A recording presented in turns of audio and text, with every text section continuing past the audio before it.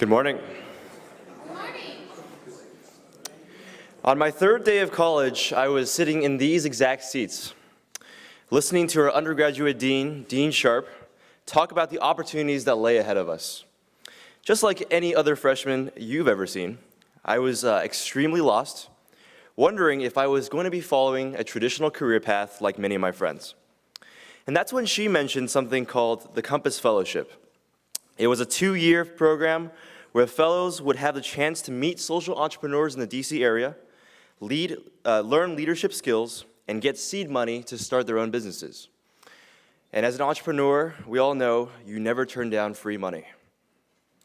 Good morning, ladies and gentlemen. My name is James Lee, a senior here in the McDonough School of Business, a co-founder of 2 social ventures in my 3 years here, and coincidentally, one of the only students awake on the entire campus.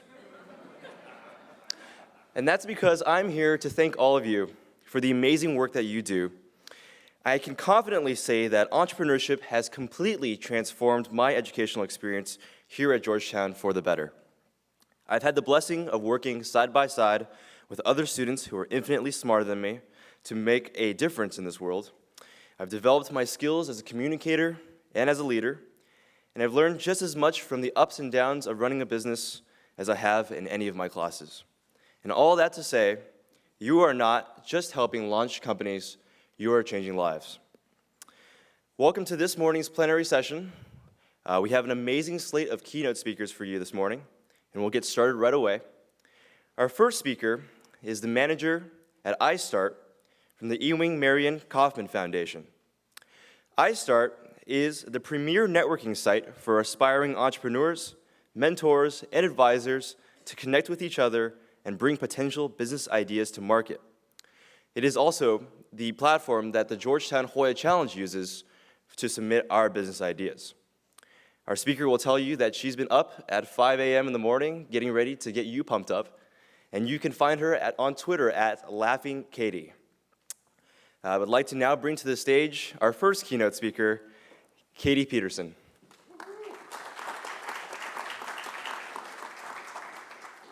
Thank you. And while it's true, I have been up since 5.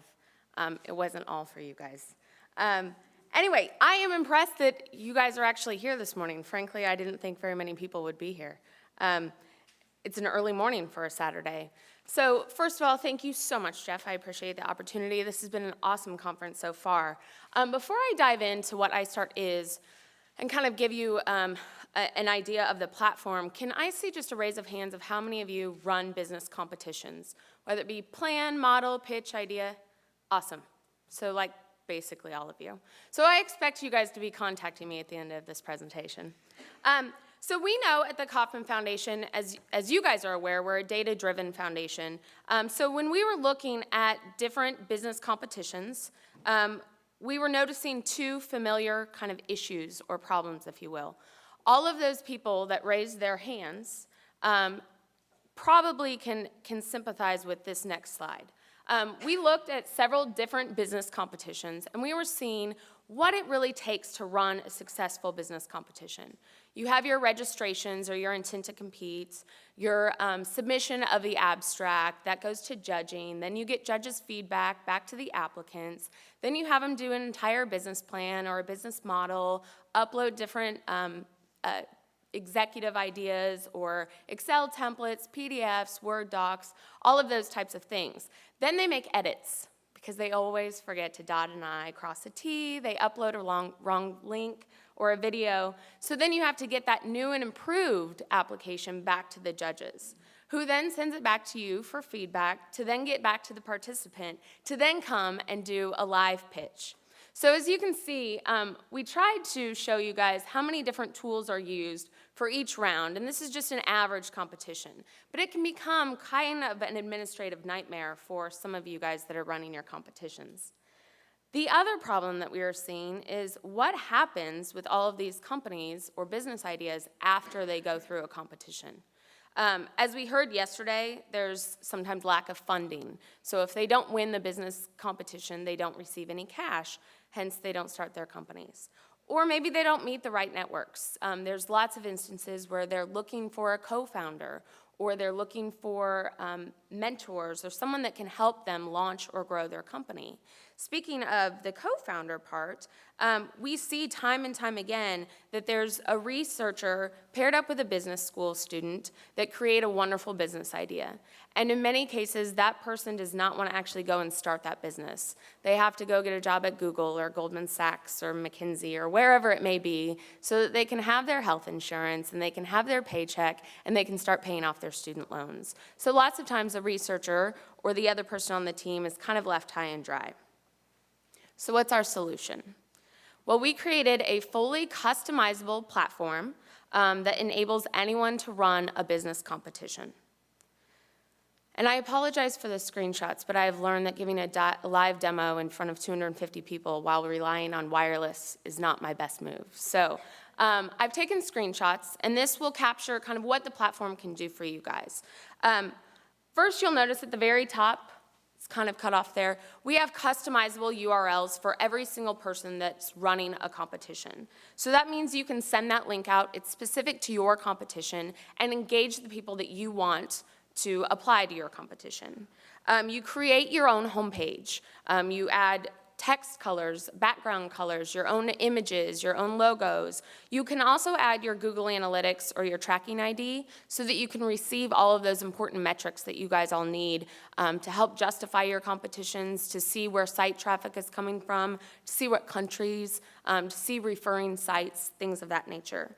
You can also add in your Twitter handles, because we know so many students are using their Twitter accounts, to push your competition. So there's a variety of things that you can do to really customize the look and the feel for your competition homepage. Then we go into the actual application.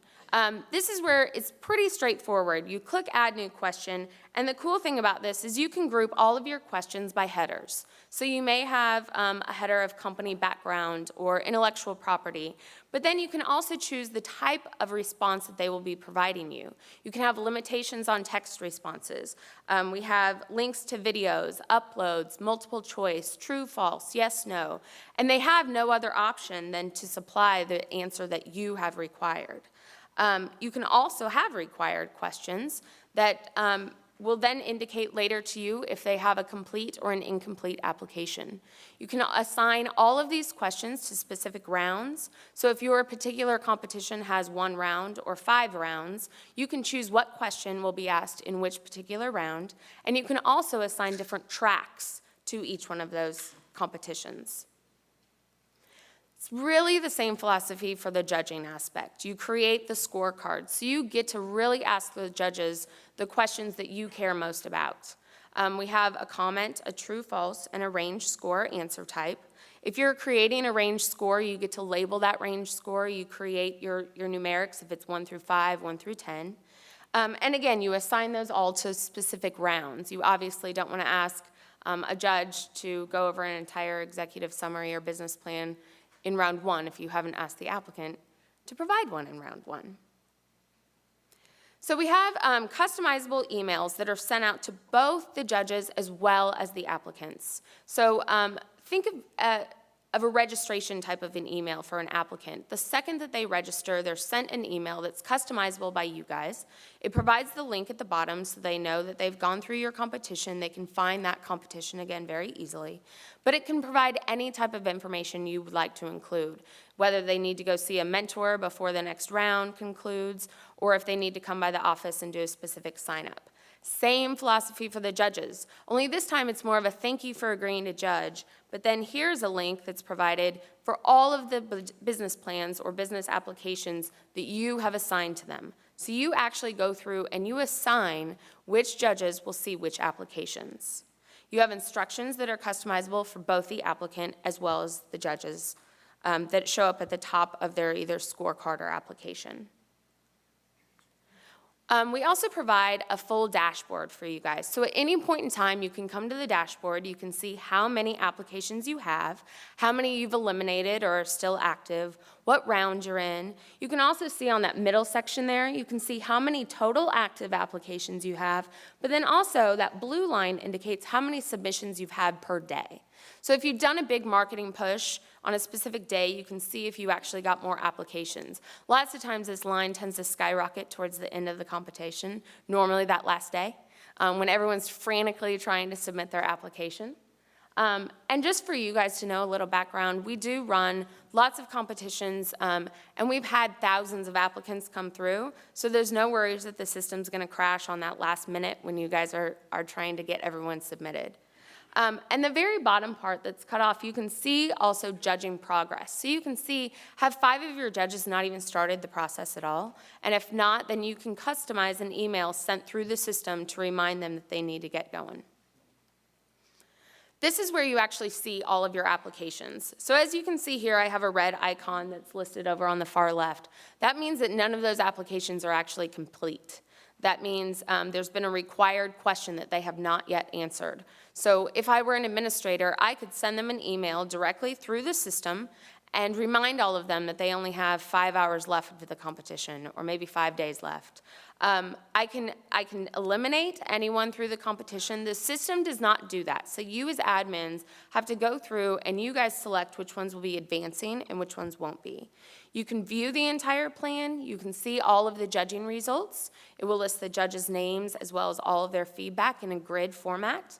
You can assign them tags. Maybe they have a half-baked plan, and you want to assign a tag that says maybe next year.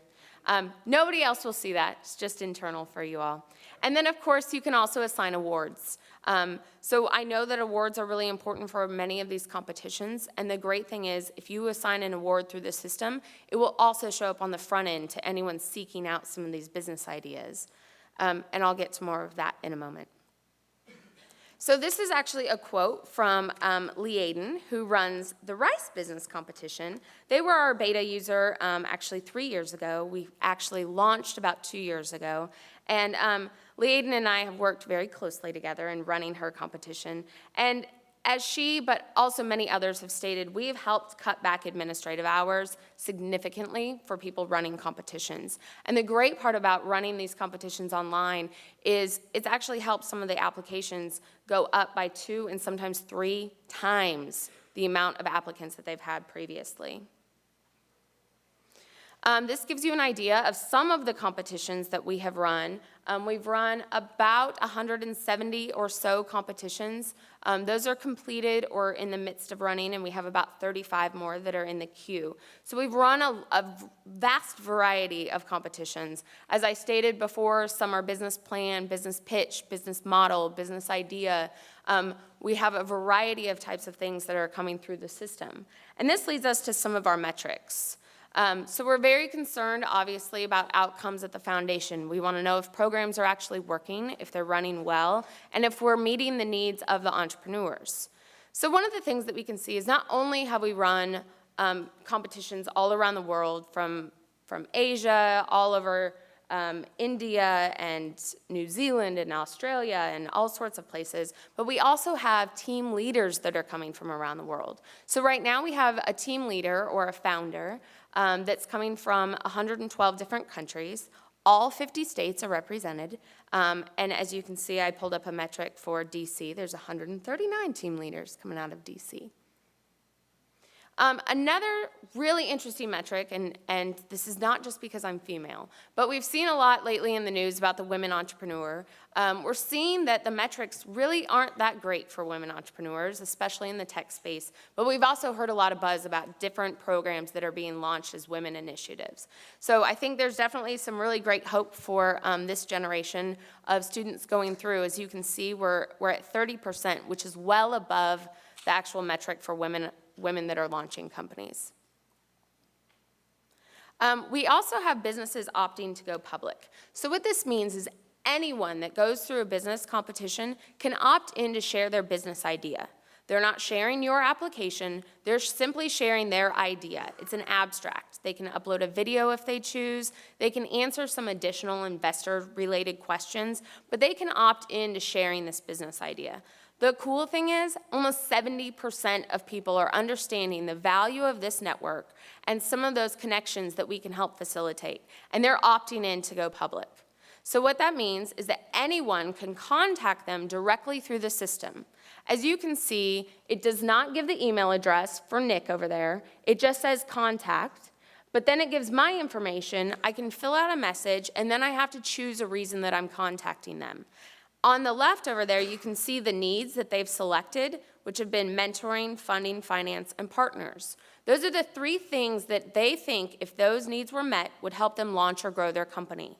So if I'm an investor or if I'm a mentor, I can reach out directly to this company. I could have seen their video. I can see their Twitter feeds. I can reach out to them directly and try to facilitate and make that connection. It's up to the founder then if they want to engage. But because of this, we have seen 734 connections being made, and that's just since June. We've only launched this part of the platform this summer. We did a new site redesign of iStart to really put an emphasis on the companies that are coming out of these business competitions. So this is allowing all of those connections to be made. We're getting ready to send out a survey to those 743 people to see if those connections were valuable, to see if they were the types of communication that they were hoping for. So stay tuned for some of the data regarding those connections. And I know that this was a short demo, so if any of you guys want to have more information about the platform, please don't hesitate to send me an email. I'm happy to give you guys a live demo and show you how it would work for your competition. So thank you.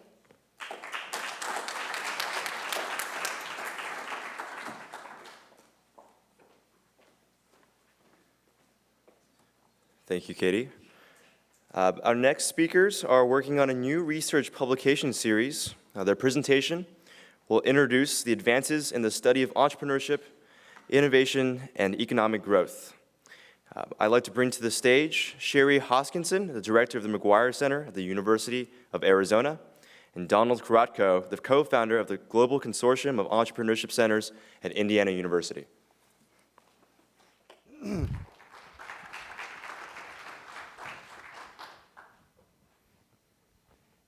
You know your slides. I'll let you start.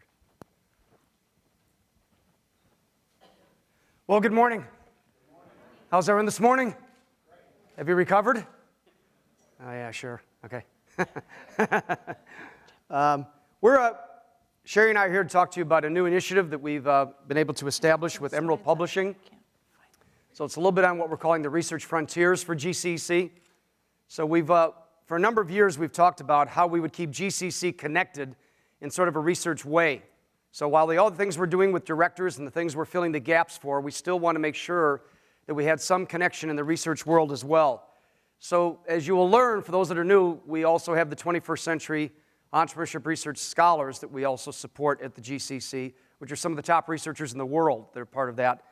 And it's kind of an honorific group that we support. But we want to have a more substantive way that we can be connected as well for all of us.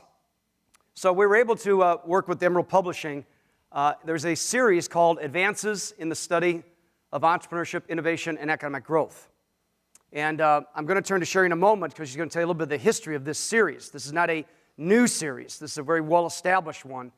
But we thought if we could get an annual publication, if we could be involved in this series so that we have an annual publication, as you see on the screen, where we have it driven by directors, and we said for the directors. And our idea is that we could be sharing best practices, as the GCC does as an organization, explore solutions, enable and expand discussions, and move the boundaries of the field as we see it as directors. That could be pretty powerful. So with this series, we thought instead of starting something brand new that we would have to sort of introduce to the field, what if there was a way that we could actually become part of an established traditional series, but we take it over? And we become the driving force of the series. So the brainchild is that of Sherry Hoskinson. Sherry was really the one that was the driving force behind this to make this happen, because she was the one that was able to work with Emerald Publishing and convince them this might be a great strategy. So I really don't want to steal her thunder. I just want to give the introduction. I'm proud to be part of it, obviously as part of the GCC representing all of you. But I want to turn to Sherry so she can explain a little bit about the background, the history, how this is developed, and why we're here today to share with you. So Sherry? Well, thank you, Don. So this series advances in the study of entrepreneurship, innovation, and economic growth. And some of you out there have participated, contributed chapters to this series in the past. This is about a 25-year-old monograph series that actually started at the University of Arizona with Gary Leibkap. And many of you saw and were able to meet Gary Leibkap last night. He has been the editor on this for many years. I've co-edited with him for the last several years since he left the University of Arizona. And we've co-edited between the U of A and University of California, Santa Barbara. And we've been able to pursue some really great topics in entrepreneurship.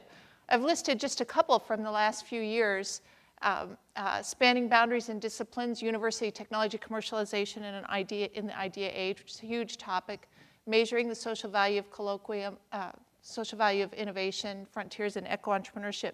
Each of these that are listed have been the result of a colloquium, which isn't always necessary, but it's a great way to engage a new conversation and determine the lines of inquiry that we're going to follow.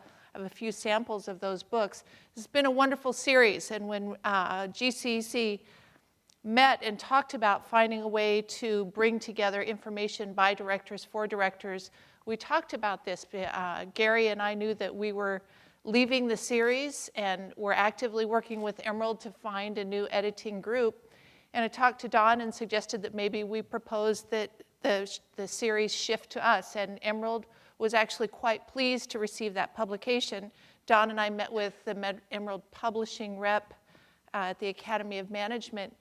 And some of the last series, this series has been the highest performing entrepreneurship series for Emerald, and among the highest performing of all of the management titles. So it's a really terrific opportunity for GCEC to really start to create its own set of materials specific to the needs and goals of directors. So we look forward to working with everyone on it. Dawn. We'll be meeting, we have a session starting at 11 o'clock in room 360. And what we want is to invite you all to come and let's have an open discussion, sort of our challenges. Come and talk with us about what the next few volumes might be. We have about a year before we finalize the next volume. What are the questions that we want this volume to present and answer? What are the topics that you all want it to explore? It's not what Don and I want, it's what the directors are going to want. So please come and we'll have an open discussion about that, and we'll plan a great series to represent this group. So we'll meet at 11 o'clock in room 360 if you're interested, because we'd like to hear from some of you what you think might be good ideas, as part of the series, whether it's next year, the year after. But we really want this to come from our directors. We want to represent all of you and make this series something significant. So again, another vehicle to have the GCC voice heard. So we think this can be really, really powerful for us. So please, if you are interested, please attend. We do want to hear from you all. 11 o'clock, 360. Thank you all. Thank you.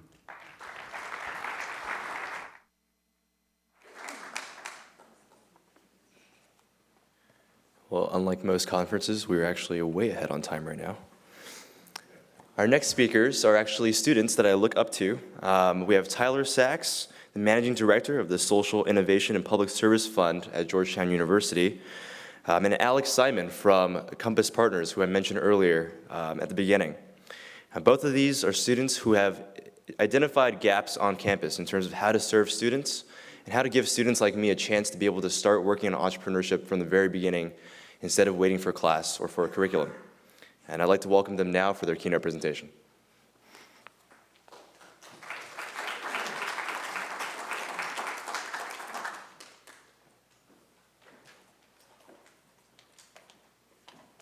Good morning, entrepreneurs. It's usually us, a bunch of us sitting in a classroom looking at you all. It's the other way around. It's kind of a nice change for us backwards this morning.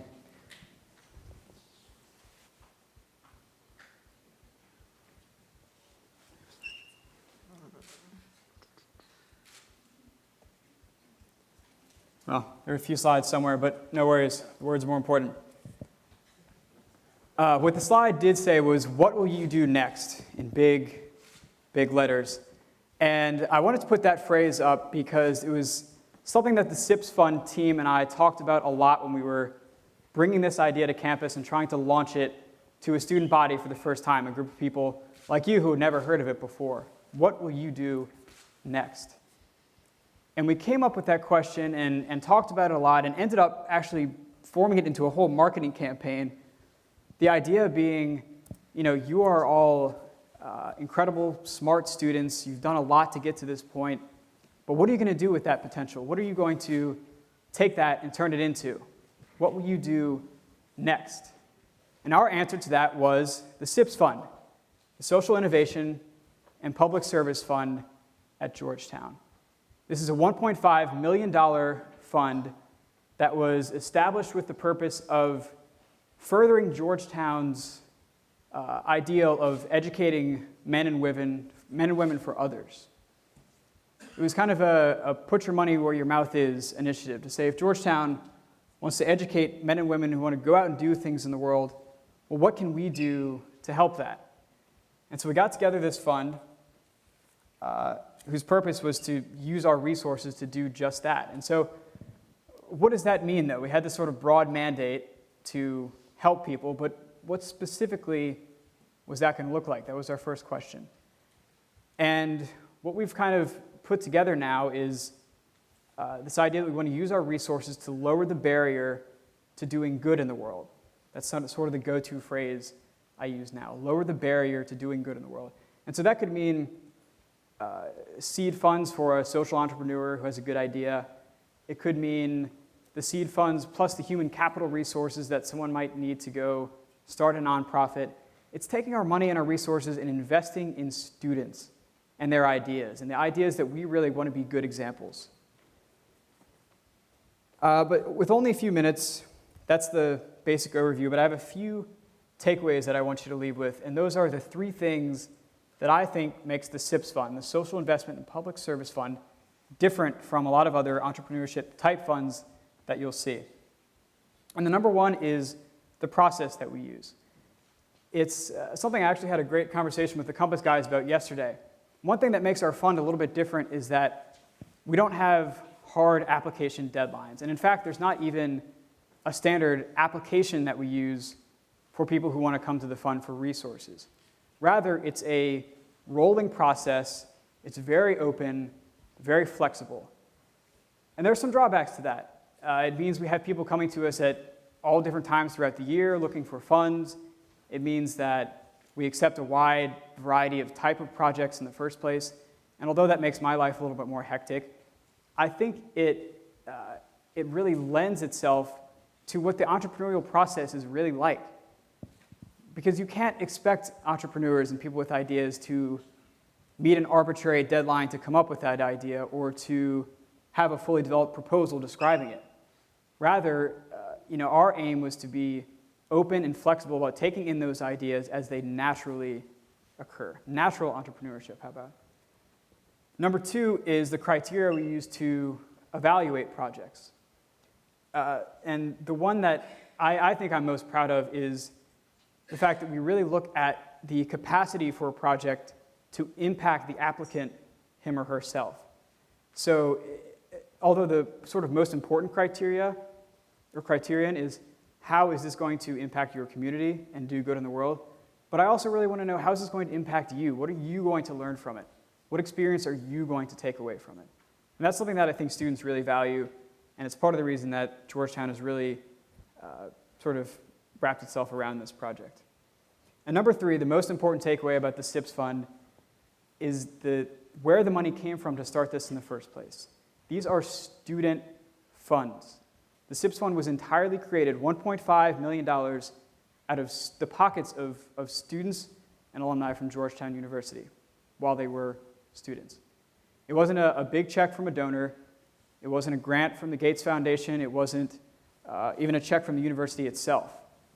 Now, if any of those parties are interested in contributing more at this point, I will not complain at all.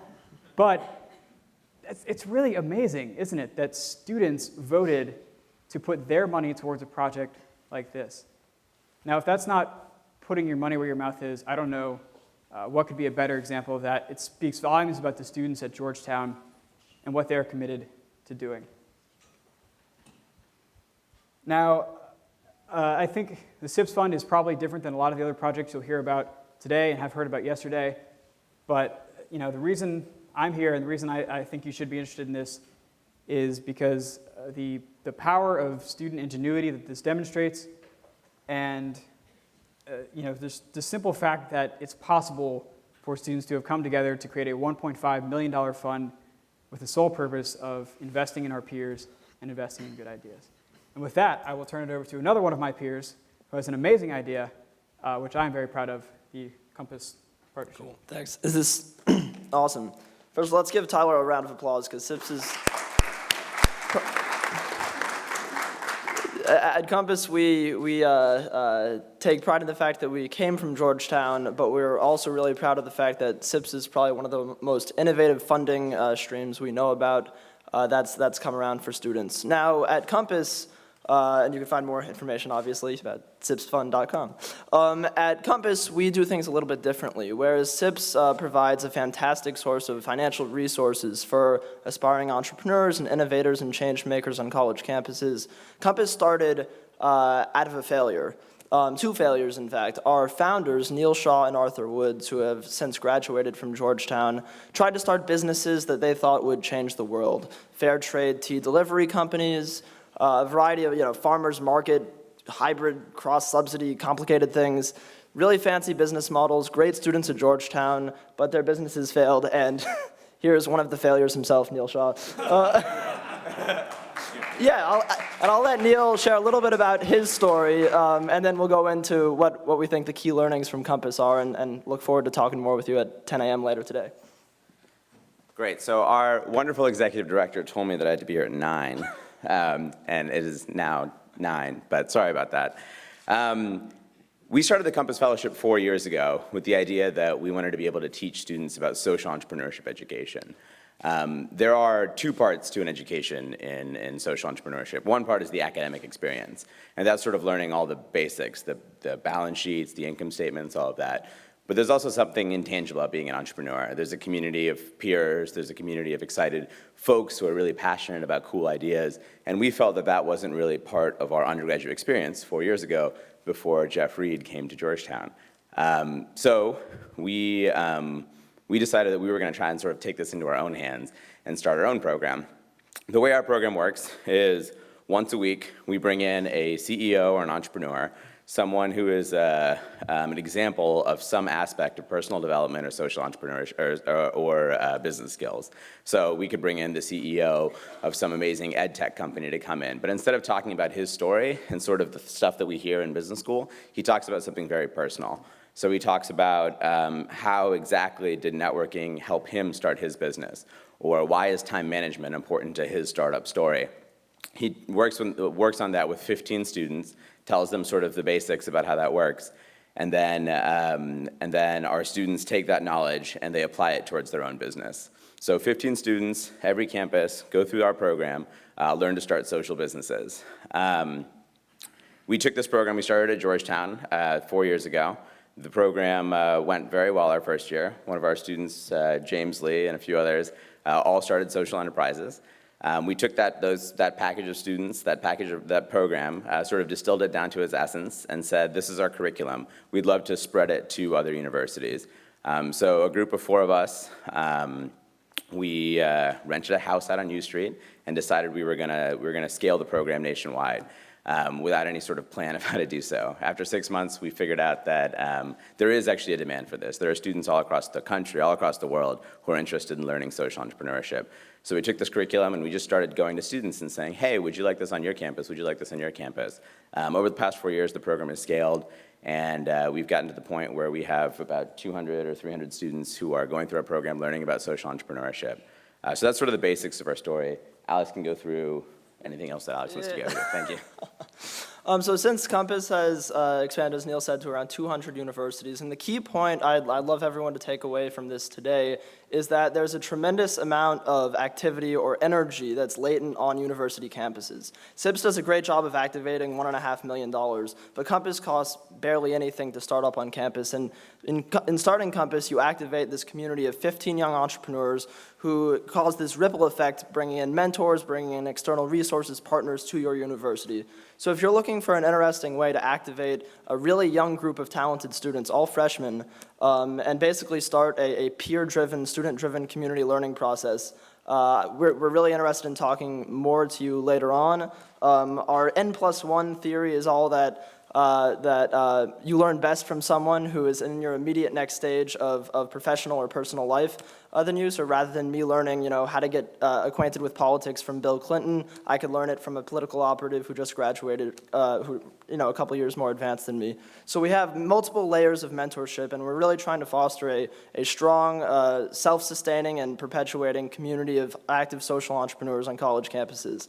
And obviously, this is Neil teaching people how to draw a square. I'm not really sure, but we're really excited to be talking with you today. We'd love to talk to you more after this, and we'll be managing a session at 10 a.m. all about student-driven entrepreneurship activities. So thank you very much, and enjoy the rest of the session.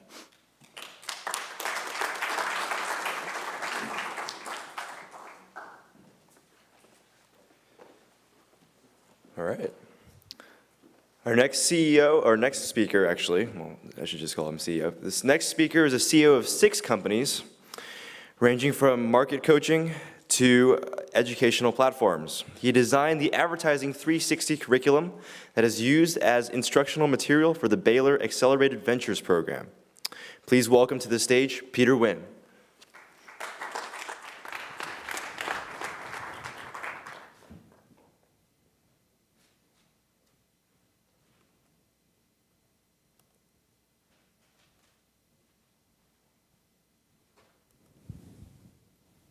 Good morning, everyone.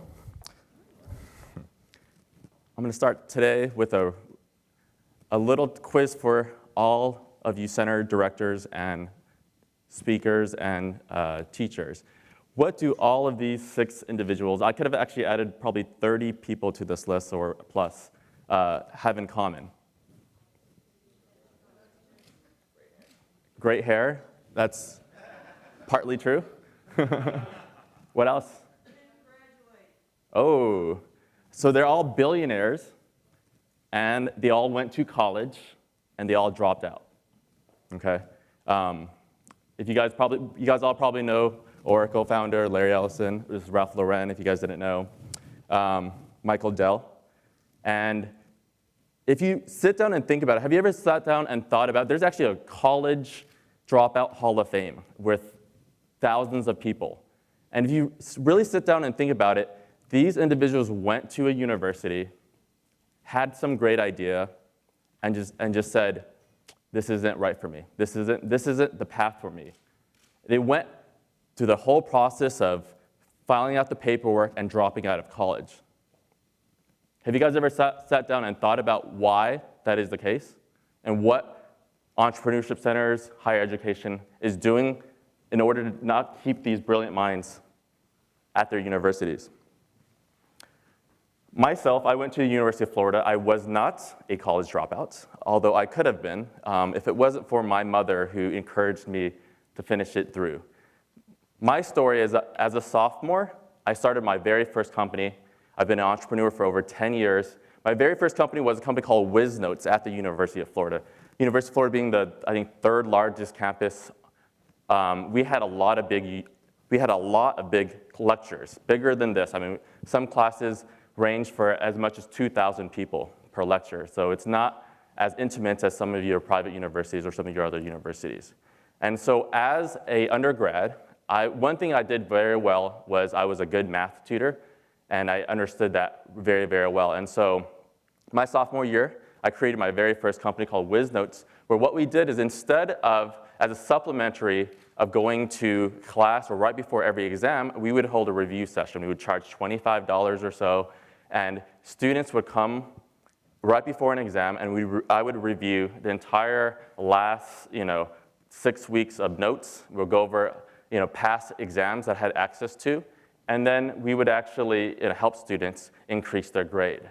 I know I used a service like that to help graduate myself throughout my last few years in college as well. And so after 1 year, I started my second business, and it was called Shah's Printing. It was a full-service printing company.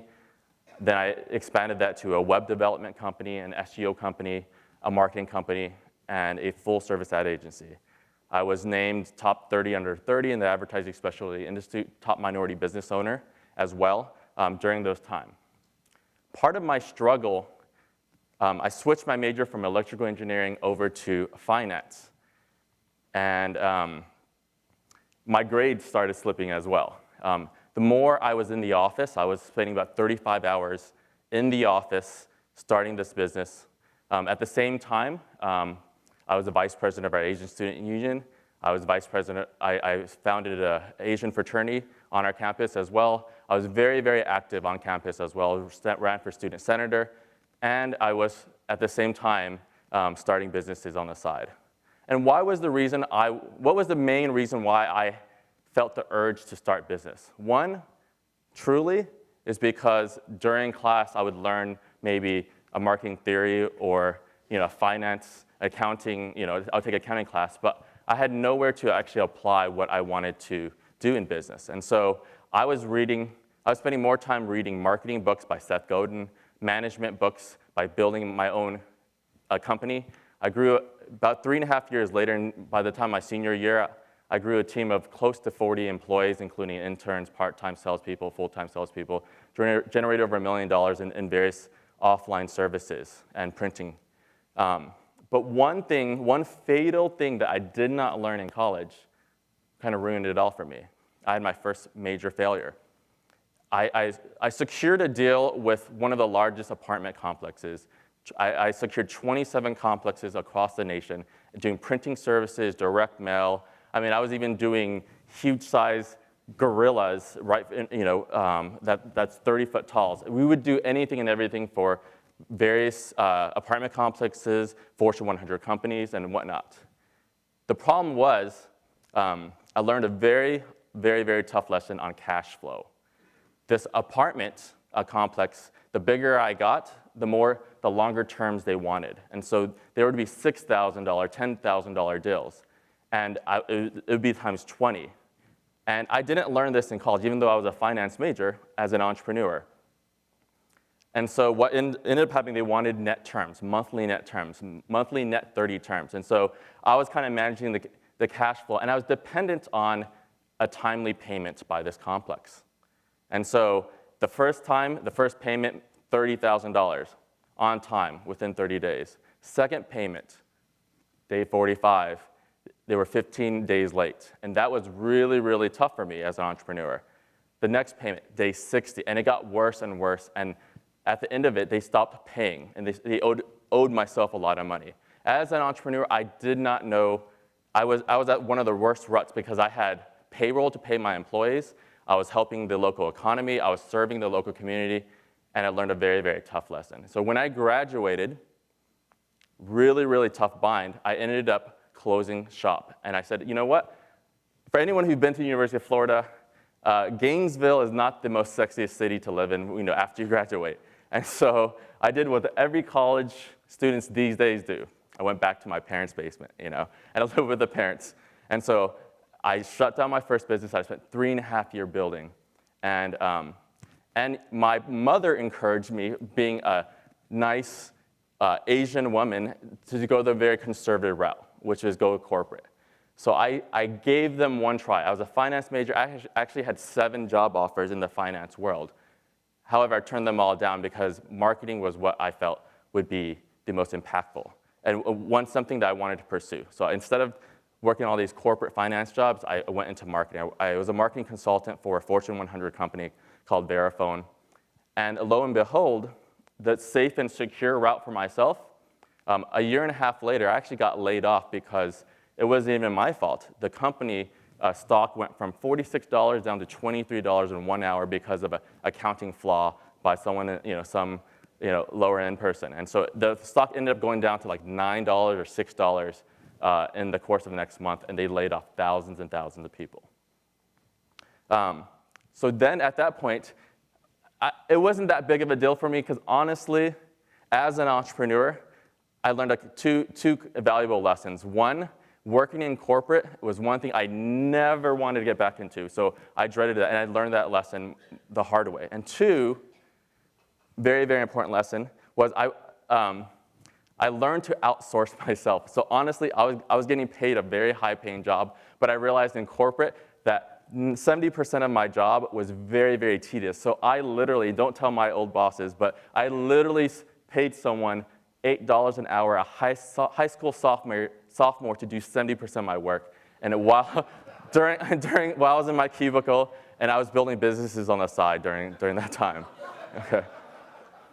My bosses did not know that. But when I got laid off, honestly, that was this one door I felt like that was, now let me get back into the startup world. So I actually picked up a Craigslist ad. I was doing consulting on the side, and there was this job offer as far as an internet marketing consultant. At the time in college, I started my first online business. I had a lot of success in that, and I knew all things that there was to the web. I basically read every internet book, every SEO book, every marketing book I can read and think of. And so this position, $150,000 for a new startup as an internet marketing director. See, this CEO sold his last company 7 years prior for $800 million. It was an energy company in Europe. So this guy comes out of retirement. He comes out of retirement after hearing about 35 different pitches of different business ideas. And he wanted to start this internet company selling diet and weight loss products.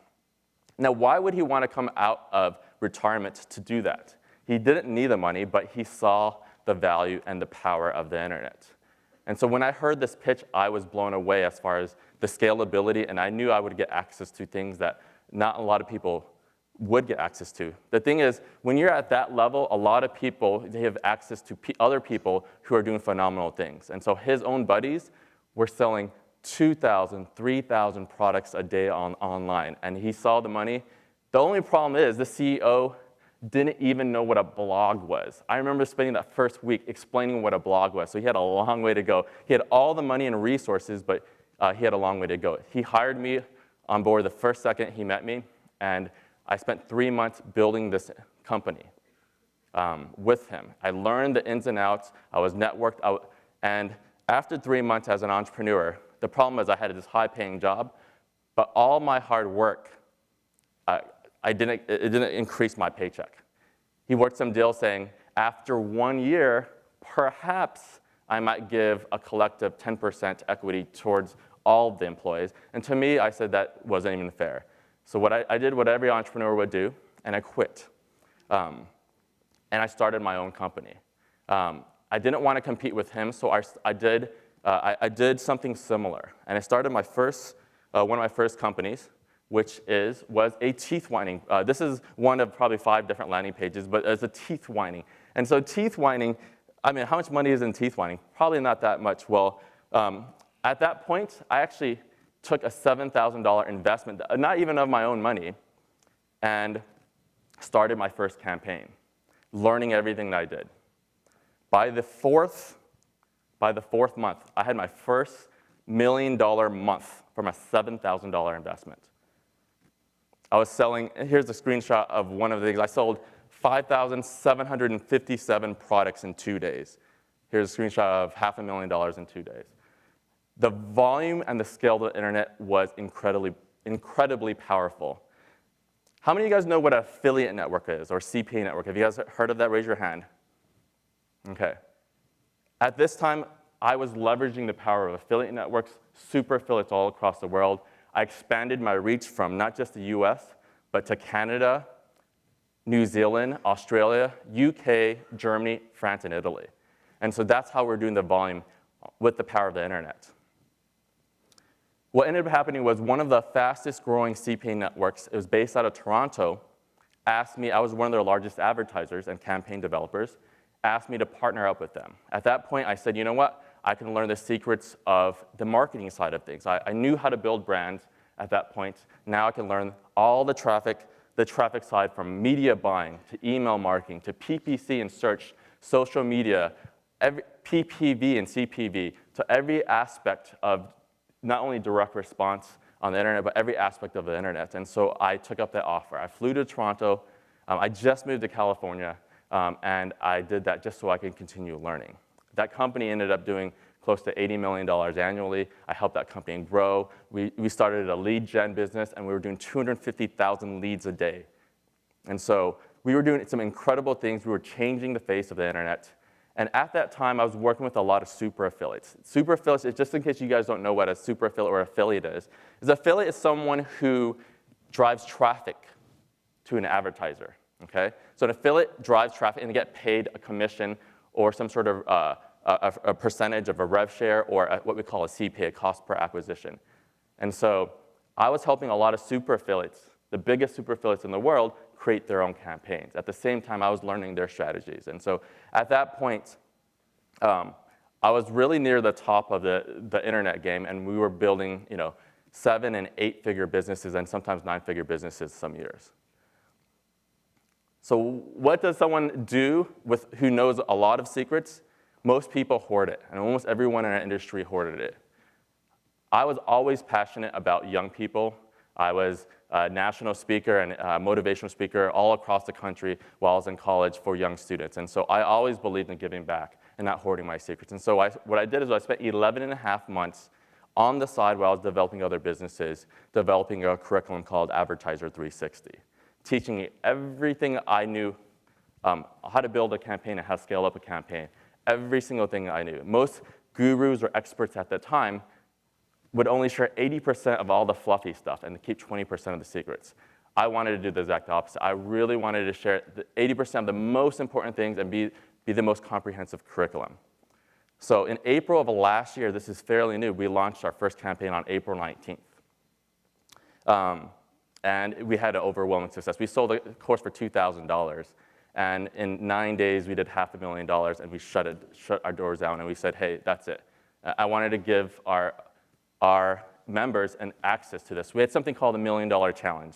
I mean, so since then, we did all sorts of different weight loss products, and then we also, this is part of the curriculum that I can share with you guys later. We had something called the $1 Million Challenge. One of our students, one of our members, was a 17-year-old kid who's a little Indian American outside the town of Dallas. And I said, the first person to make $1 million, it was great that I've made millions upon millions of dollars on the internet, but let's see if I can teach people how to replicate my success. And so the first guy, G.K. Pai, he's all but maybe 5'3", doesn't even have a driver's license, and lived out of his parents' basement. In 4 months, 1 week from launching his first campaign, here's a screenshot. He did his first $1 million. We also had another $1 million challenge, Justin Ellenberg. Here's another screenshot of his, using mobile marketing on his campaign. And we've had these type of success time and time out, even though we've only been around since last year. During that same time, Baylor approached us literally 1 week before we launched in April, and they wanted access to see the curriculum. And so I shared them access right hot off the press. And Baylor said that, hey, can we use this curriculum and start an entire new course around it? And the course was called Accelerated Ventures. And before I go and talk about some of the things and exciting things we're doing, I want to kind of face and share with you some of the hurdles that I face as an entrepreneur in the higher education world and some of the challenges. First thing, as far as relevance and innovation, I felt like while I was in school, what I was reading and studying wasn't relevant to myself as an entrepreneur, what real-world application I could use. I literally was like most of you guys who sat in the back of the room, except most of the time my head was down, and I used that as my chance to catch up on sleep. But I literally was not a very good student when it came to that. And, however, it wasn't that I wasn't good academically, because I made my first B ever in the 11th grade. So I never made a B from first grade all the way up to there, but when it came to college and when I was starting to build businesses, I read everything but the textbook, the reality of that. Second thing is faculty. Faculty are phenomenal people, but many times they're ill-equipped or not fully equipped as far as teach and specialize in entrepreneurship. We call these the higher education term is practitioners. Many faculty are not practitioner, and because of the shortage of faculty, many times you'll have faculty from other departments leading these entrepreneurship or business courses. One big thing is this lack of specialization as well. Because if you major in a finance degree, management degree, marketing degree, whatever it may be, or business degree, there's no real true specialization. And as we all know, that's exactly what the big business wants or people in the industry want. There's also lack of student interest. There was a recent study for business majors saying how much the average business senior, you want to guess how much hours they spent studying a week? It's actually the least of any broad field, less than 11 hours. And actually, to me, that was a lot higher than what I was spending, I could tell you, on campus. So, but less than 11 hours. Also, 1/3 of business students say that they are disengaged with their coursework. Lack of real business scenarios and solutions. If I would have learned a thing on cash flow in class or understood some of the marketing techniques that can actually be real applicable to my thing, I think the success of some of my failures, or the actual failures could have been successes or turned around. And so there's these lack of business scenarios. We'll have team building or hypothetical projects, but how many of them are real world examples and real applicable to entrepreneurs? The competition is already here. Here's a screenshot of, you guys know what this is? Draper. It's called the Draper University of Heroes that was launched this summer. It's in San Mateo, Silicon Valley, Northern California. And what he did is he collected a bunch of young kids, all probably under the age, all not even old enough to drink. And these guys, he's adopting them, and he has this whole superhero theme, and they even have a superhero pledge, and it's kind of corny. But he's this billion-dollar venture capitalist who's saying, doing away with higher education and say, hey, go to my program. I'm going to teach. Peter Thiel, you guys know who Peter Thiel is? One of the first creator of PayPal, co-founder of PayPal, first investor in Facebook, billionaire. He's paying 20 entrepreneurs $100,000 to drop out of college. This just came out. And these kids are some of the most brilliant. If you go to this website and look into this, last night I was looking at the profiles. These kids are some of those brilliant minds in America. 19, 17, 20-year-old kids. We also have, as mentioned yesterday, General Assembly. If you guys know what they started out in New York, now they're Chicago, LA, and all across the country. They're teaching real-world technical business. I've actually talked to their founder as well. They're looking to license our material as well. So General Assembly is doing great things. I have a private coaching program that enrolls 2,000 to 3,000 students a year on my own private coaching company. And many times they're not even students, and they'll drop anywhere between 3,000 or 4,000 upwards to 10,000 or 15,000 to enroll into my curriculum. I'm your competitor to competition in reality as well. I mean, there's coaching programs and there's other education platforms that are giving real-world ROI that are changing people's lives and giving real-world application. Truths I've learned. First off, higher education teaches you how to get a job, not to be a job creator. I think that's a premise of, I remember talking to some of the students all across the country, and this is, as an entrepreneur, this is one of the most frustrating things, because in most schools, not every school, but most schools, that's what it's all about, being a consultant like we talked about yesterday, being a lawyer, and getting a job. But if you sit down and think about it, why are we setting the bar only this high for our students and to get a job and work for a Fortune 500 company? Who are the guys on top of the Fortune 500? They're entrepreneurs themselves. Why are we telling students that you should work for one of these guys when, as an entrepreneurship center, these guys should be the guys who are creating new jobs for new people and helping the economy? Recent article, 53% of recent college grads are what? Jobless or underemployed. This is written this year. And so not only are they $20,000 plus in debt, living with their parents, they don't even have a job or underemployed. So what are their alternatives? Also, let's look at this data which we were talking about. Small businesses make up, the growth of small businesses increased this past year. Small business anywhere between up to 49 employees. increased 2.6%. That increased over 1 million new jobs since 2009. Mid-sized businesses between 50 and 499 workers increased 3.2%. What happened to the Fortune 500 and the large businesses? They decreased. 0.2% fewer people since July. So small and mid-sized businesses are growing while big businesses are declining. And so we're asking our students to compete and work for the big businesses when they're losing jobs since 2009. Another thing I've learned, students who practice more win more. I can tell you right now, WizNotes, not quite as successful as it could have been. Shocks Printing, Shocks Inc., Shocks Marketing, Shocks Web, all my different companies, I had my first failure, and I did it. I'm so thankful that I did it at an early age. You know, there's an ongoing joke.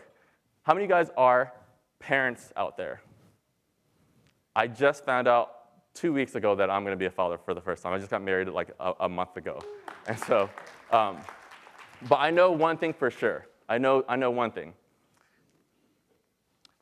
When my son, or hopefully soon to be son, when my son, or it could be a daughter, it could be whatever. I already have my son's name, but okay. But when my child comes up and the first day he learns how to walk, what is he going to probably do? Start a company. That's probably, I'm going to definitely enroll him to our curriculum, but he's going to probably fall a couple times, right? And as a parent, am I going to watch my kid fall and say, you know what? I don't think this walking thing is for you. You know, I don't think that's going to happen. What am I going to do as a father? I'm going to say, pick yourself right back up and keep on walking. Now, as an adult, what happens if someone falls or fails? What do adults do? They hide it. It's the exact counterintuitive of how we are teaching our kids. I learned from all my past mistakes. From every failure, I can promise you I am not going to make the same failure again after I lost this much amount of money or lost, but I can tell you at the same time, for every new startup, it got easier and easier and easier. And so the fact that I actually practice more in any sport, even no matter how talented or how genius that person is, as coaches, as facilitators, don't we require all of our students to practice? The problem is in the business and entrepreneurial world, we don't have that same mentality. And so that's where applied learning and incubators really kind of do its justice. Okay. And last few things, entrepreneurship centers should be at the forefront of startup innovation. Lastly, learning by doing is greater than learning by studying. And lastly, can I get 2 more minutes? Is that fine? Okay. And lastly, all right, so I'm gonna go through this really quick. And so, all right, the internet is the future of the internet, as you know. There's 2.3 million internet users. And as you can see, traditional learning here, you have read, remember, regurgitate, and then forget. Experiential learning has sticky learning, innovation, creative. So we have some exciting things that we're doing in our Accelerated Ventures course. We actually have here we go, right here. Let me do the last slide right here. We actually have a breakout session, so we can continue more, but we're doing some exciting things at our course at Baylor. We want to expand this across other universities. And so if you guys are on 2 p.m. at room 350 today, I will be there, and we have the Baylor various professors and deans and chairmen be there as well. And so last thing to do, if you guys want to learn more, please bust out your cell phone and text WIN to 5500. That's going to give you access to my information. We can give you more information. Look forward to seeing you guys in the breakout session at 2 p.m. Thank you very much.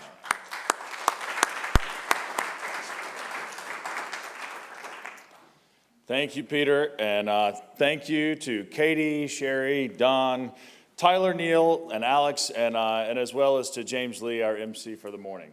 Thank you. All right. So I want to just make a few comments here before we take a break.